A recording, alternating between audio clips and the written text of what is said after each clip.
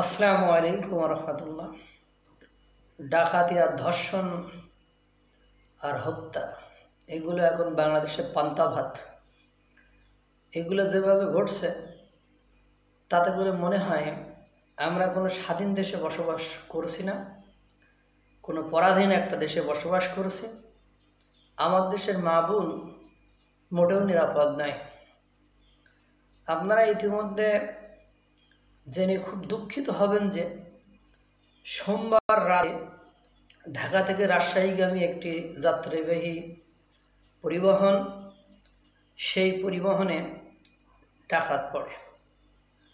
ডাকাত দল সেই পরিবহনে ওঠে এবং একটা নির্দিষ্ট অঞ্চলে 3 ঘন্টা মতো ডাকাত দল এই গাড়ি, এই বাস ঘোরায় এবং তাদের কাছে যে টাকা পয়সা ছিল, ব্যবসায়ীরা ছিল বা যারা ছিল তাদের কাছে যত টাকা পয়সা ছিল সব কিছু তারা নিয়ে নিয়েছে এবং পাশাপাশি ওর ভেতরে 2 জন মহিলাকে ধর্ষণ করেছে।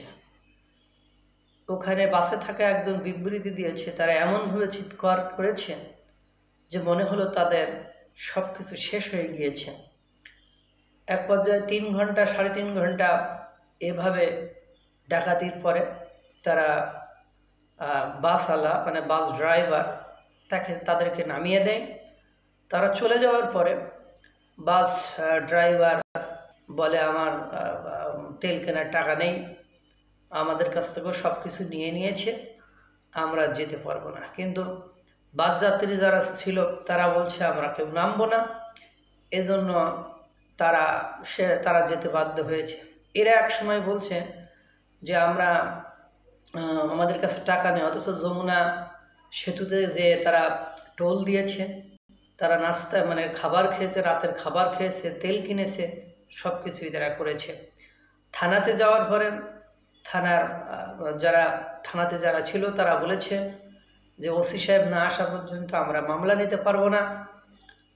তারপরেও যদিও বিষয়টিতে ড্রাইভার হেল্পারদের সংশ্লিষ্ট থাকার বিষয়টি অনেকটা অ্যাসিওর করা দেয়, এক পর্যায়ে তারা মামলা নেয় এবং ড্রাইভার ও হেল্পারকে মানে গ্রেপ্তার করলেও 2 দিন পরে তাদের ছেড়ে দেয় এবং বলে সুনির্দিষ্ট কোনো কারণ বা ধর্তব্য কোনো কারণ না পাওয়ায় তাদেরকে ছেড়ে দিতে হয়েছে। এদিকে দেখলাম যে অবকাশ কাটাতে যে এক মা আর মেয়েকে ইচ্ছামতো ধর্ষণ করেছে এবং মা গুরুতর অসুস্থ।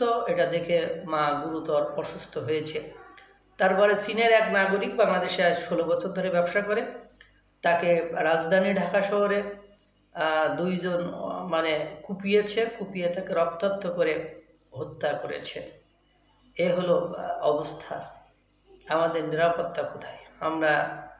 আমরা যে রাস্তাঘাটে চলবো, এই যদি চলতে থাকে, বাসে করে আসলে নিয়মিত আপনারা দেখছেন বাস ডাকাতি হচ্ছে, নিয়মিতভাবে বাস ডাকাতি হচ্ছে।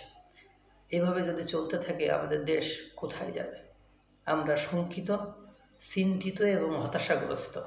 আল্লাহ তাআলা আমাদেরকে এই সংকটময় অবস্থা থেকে পরিত্রাণ দান করুক। আল্লাহ তাআলা সকলকে সুস্থ রাখুক, ভালো রাখুক। আসসালামু আলাইকুম ওয়া রাহমাতুল্লাহ।